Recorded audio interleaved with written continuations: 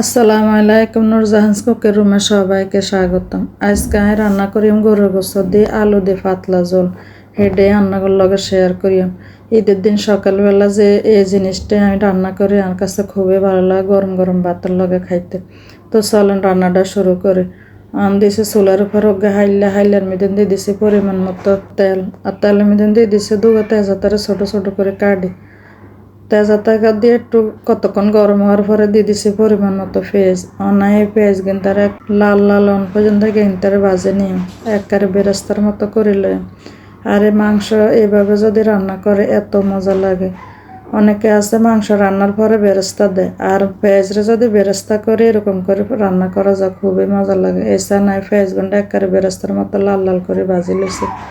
অনাই এনে দিয়ে দিছি আদা বাটা, রসুন বাটা, জিরা বাটা, গোলমরিচ বাটা একসাথে বাড়ি লইছি লইন কিন্তু তেলের মধ্যে দিয়ে ভালো করে পেঁয়াজের বেরেস্তার লগে লাড়ি চাড়ি কষাই লইন। আর এই তরকারিটা চেষ্টা করুন সবকিছু বাটা দেওয়ার জন্য, বাটা দিলে তরকারির স্বাদ খুব ভালো আসে।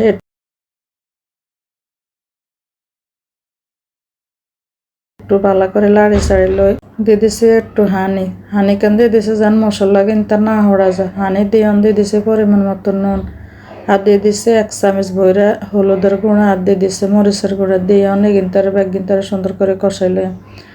আর হানিকান দিলে হয় কি শুকনা মরিচের গুঁড়া মশলা যে গুঁড়া কিন দিছি হে গিনতার হড়া যায় না। দিয়ে ভালো করে লাড়ি চাড়ি মিলাই লইছি লইন ডাকনা দিয়ে কতক্ষণ কষাই নিয়ে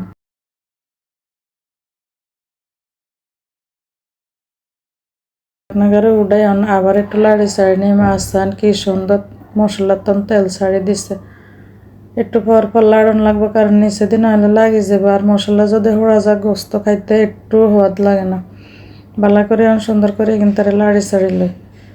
আর আপনারা যারা আমার চ্যানেল সাবস্ক্রাইব করবেন না সাবস্ক্রাইব করবেন, আমার পাশে থাকবেন, লাইক দেবেন, শেয়ার করবেন। আর দিয়ে দিছে একটুখানি চিনি। চিনিটা প্রথমে দিলে ভালো হয়, তাই ভুলে গেছে দিয়েছি। আর চিনিটা দিলে তরকারি কালারটা খুব সুন্দর হয়। চিনি কান দিয়ে ভালো করে কিন্তু আর একটু কষাইলে। আর সান কি সুন্দর হয়েছে কষানি, একদম তেলও ছাড়ে দিছে। আর দেখতে যে এত লোভনীয় হয়েছে।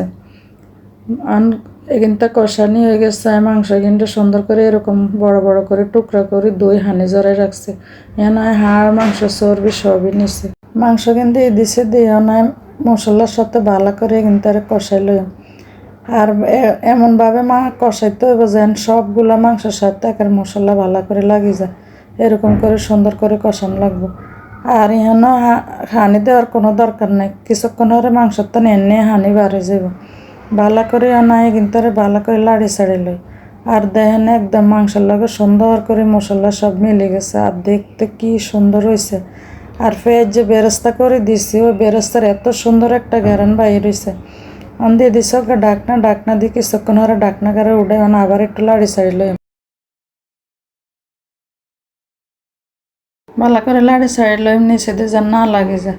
আর চুলার আঁচকানে এনে একটু কমে রাখছে, কারণ এখনো মাংসতে হানি ছাড়ে না। এনে কিন্তু ভালো করে কষাইলে, আর এখনো কিন্তু হানি ছাড়ে না।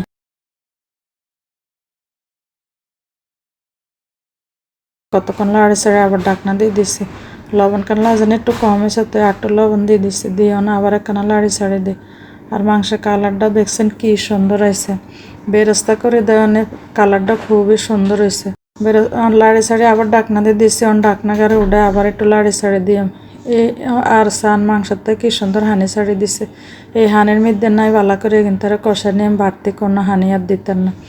আর দেখতে কি সুন্দর হয়েছে, খুবই ভালো লাগে এরকম করে। আর দেন ঝোলটাও কি সুন্দর ঘন হয়েছে, ওই যে সব মশলা বাটা দিছে, আর সব মশলা বাটি তরকারি রানলে এরকমই লাগে। আবার ডাকনা দিয়ে লাড়ি ছাড়ি দিয়ে ডাকনাকে উড়ে দিছে, আর সানে একদম কষা কষা হয়ে গেছে মাংসটা। আর দেখতে এত লোভনীয় হয়েছে, মানে কি কম, খুবই মজা হয়েছে তরকারিটা যখন রান্না করছি। দেখতে যেরকম লোভনীয়, খাইতে এরকম লোভনীয় হয়েছে। মাংসটা ভালো করে কষানো গেছে, না আগে দিয়ে আলু কাটি ধুই রাখছি, না আলুগুন দিয়ে দিম। আগে কইছে আলু দিয়ে পাতলা ঝোল করিম গরুর মাংসর। আর মাংসের লগে আলু কিনতে ভালো করে একটু লাড়ি ছাড়ি মশলার লগে মিলে লই ভালো করে কিন্তু কষাই লই।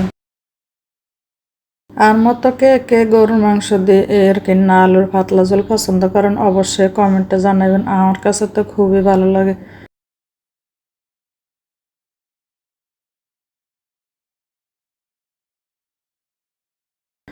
অনগ্য ঢাকনা দিয়ে দিছি। হাইল্লাগা পাল্টা হেলাইছে, কারণ ওই হাইল্লার মধ্যে জলে আলু মাংস হয় না, হাইল হয়ে গেছে ছোট, মাংস হয়ে গেছে গা বেশি, হেল্লাগা হাইল্লাগা পাল্টা হেলাইছি। অনেক হাইলাত ভালো করে কিন্তু কষাইলে আসান কষানি একদম মাখা মাখা হয়েছে। গোস্তর তো নাকারে তেল ছাড়ে দিছে। দিয়ে দিছি মাংসের মধ্যে জোল, আর আমি জোল কিন্তু আগে দিয়ে গরম করে লইছি, কারণ গোস্তের মধ্যে গরম হানি দিলে ভালো হয়, নইলে গোস্তের স্বাদ নষ্ট হয়ে যায়। এনে জল দিয়ে ভালো করে কিন্তু লাড়ি ছাড়ি লইতে আছে। আর কোনো ডাকনা দিতে এনে করে কিন্তু জাল দিয়ে কিছুক্ষণ পরে আবার একখানা লাড়ি ছাড়ি দিয়ে, আর দেখছে নি কি সুন্দর তরকারির মধ্যে তেল ছাড়ি দিছে। অনায় দুগো কাঁচামরিচের সুন্দর করে ভাঙ্গি দিয়ে মাঝখান দিয়ে কাঁচামরিচ খান হরে দিলে গ্রানটা খুব ভালো লাগে। কাঁচামরিচ দিয়ে অনায় দিয়ে দিমে এনে মিদেন গরম মশলা সুন্দর করে বাড়ি রাখছি হাড়ার মিদেন। সবার শেষে গরম মশলা কান যদি বাড়ি দেয় তরকারির স্বাদ এত সুন্দর একটা গ্রান হয়, তরকারির স্বাদ দ্বিগুণ বাড়ি যায়। আর এই না পাতলা জলের মধ্যে আপনারা এরকম করে গরম মশলাটা একটু কষ্ট করে বাড়ি দেবেন, তখন দেখবেন তরকারি খাইতে এত মজা লাগে। আর তরকারি কেন রান্না হয়ে গেছে প্রায়, আর লবণও ক্লাজেন একটু কম কম লাগে, তো একটু লবণ দিয়ে দিছি। আপনারা হয়তো কইবেন এতবার লবণ দিকে। আর দেন কালারটা যে কি সুন্দর আইছে, কি কই মান্য করে।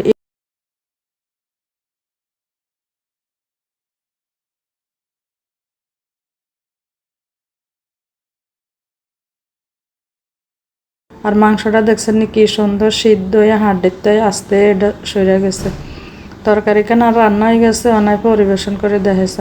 দেখতে যেরকম কালারফুল হয়েছে, খাইতে তার চেয়েও মজা হয়েছে। সামনে তো কোরবানি দাইতেছে, আর এভাবেও ঈদের দিন সকালবেলা রান্না করে প্রিয়জনরা খাওয়াইবেন। সবাই ভালো থাকবেন, সুস্থ থাকবেন।